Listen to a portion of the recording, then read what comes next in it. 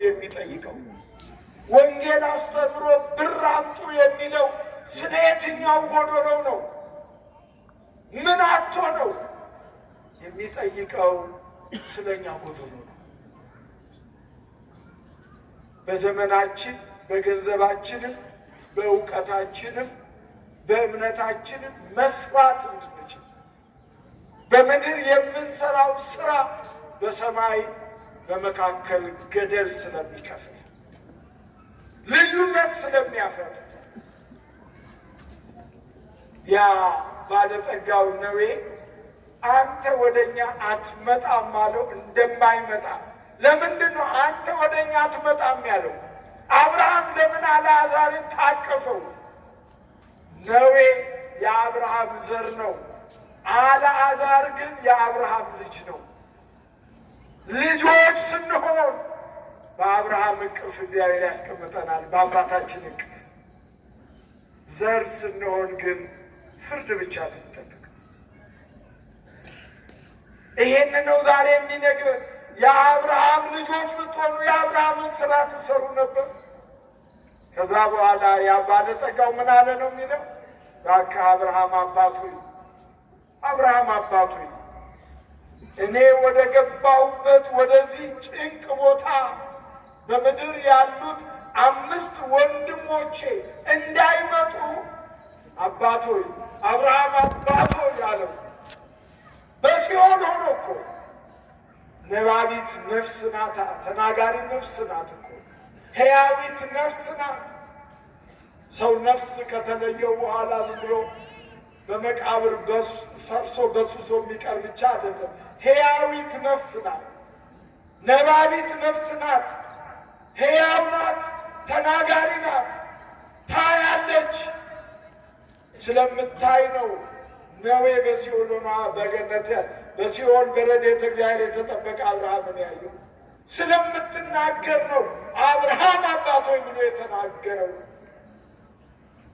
ሕያው ስለሆነች ነው ስለ ወንድም በምድር ስላሉ ወንድሞች ወደ እኔ እንዳይመጡ ብላ የለመነችው። በሲኦል ያሉ ነፍሳት እንኳን በሕይወት ላለ ነው ለእኛ ይህን ያህል ይለምናል። ለምን? እነሱ ያጡትን የአብርሃም ልጅነት፣ እነሱ ያጡትን የእግዚአብሔር ልጅነት እኛ እንዳናጣ የአብርሃም ልጅ መባል የእግዚአብሔር ልጅ መሆን ነው። ሌላ ምንም የለው። አብርሃም ሌላ ዓለም፣ አብርሃም ሌላ ኃይል፣ ሌላ ስልጣን የለውም። የአብርሃም የሆነ ሁሉ የእግዚአብሔር ነው፣ የእግዚአብሔር ነው። ስለዚህ የአብርሃም ልጆች ብትሆኑ እውነት አርነት ታወጣችኋለች። አሁን እባካችሁ ነፃነት ፈላጊዎች ነን። ነፃነት ለማግኘት እውነተኞች መሆን ያስፈልጋል። አርነት ለመውጣት እውነተኞች መሆን ያስፈልጋል።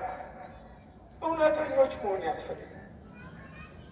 በዚህ ቤት የምንሰማው የእግዚአብሔር ቃል ልንኖረው ያስፈልጋል።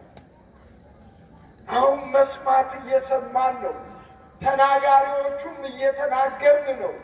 ተናጋሪዎቹንም ሰሚዎቹንም የከበደን አቀበት ዳገት የሆነብን ነገር በሰማነውና በምንናገረው መኖር እግዚአብሔር ወልድ ኢየሱስ ክርስቶስ በሥጋ ማርያም ተገልጦ በዚህ ዓለም ሲመጣ የማስተማርን ስራ የመጀመሪያ ስራው አደረገ። ለምን? ሕዝቤ እውቀት ከማጣቱ የተነሳ ጠፍቷል ብሎ ስለሚያውቅ፣ ስለሚያስብ ብቻ አይደለም፣ ስለሚያውቅ። አሁን ዛሬ ከወንጌል መሰበክ እጥረት የሚጠፋ ማንም የለም። ተምረናል፣ ተሰብከናል፣ ሰምተናል። አልሰማውም ማለት አንችልም። ሊያስፈርድብንም የሚችለው ይሄው። ስለዚህ የእግዚአብሔር ቤተሰቦች አብርሃም በቤተ ክርስቲያናችን ሁልጊዜ ይሰበካል፣ ሁልጊዜ ይነገራል። ስንሞት በአብርሃም በይስሐቅ በያዕቆብ እቅፍ ያኑርልን፣ ስናገባ የአብርሃምና የሳራ ያድርግላችሁ ይባላል። ቤታችን የአብርሃም ቤት ይባላል። ይሄ ሁሉ ተብሎ ግን አብርሃምን አባት ብለን እየጠራን የአብርሃም ልጆች መሆን አልቻለም። ስለዚህ የእግዚአብሔር ቤተሰቦች እንደ አይሁድ የአብርሃም ልጆች ነን እያል የአብርሃምን ስራ ሳንሰራ በስሙ ብቻ እየተጠራን ወራሽ ሳንሆን እንዳንቀር አምላካችን እግዚአብሔር የአብርሃም ልጆች እንድንሆን የጠራን የሰበሰበን እግዚአብሔር የአብርሃምን መንፈስ፣ የይስሐቅን መንፈስ፣ የያዕቆብን መንፈስ በልቦናችን አሳድሮ በልጅነት የሚገኘውን ወራሽነት እንዳናጣ የአብርሃምን ስራ የምንሰራበት ጽኑ እምነት፣ አስተዋይ ልቦና፣ ብሩህ አእምሮ ያድለን። ሀገራችን ኢትዮጵያ ጽኑ ሰላም ያድልን።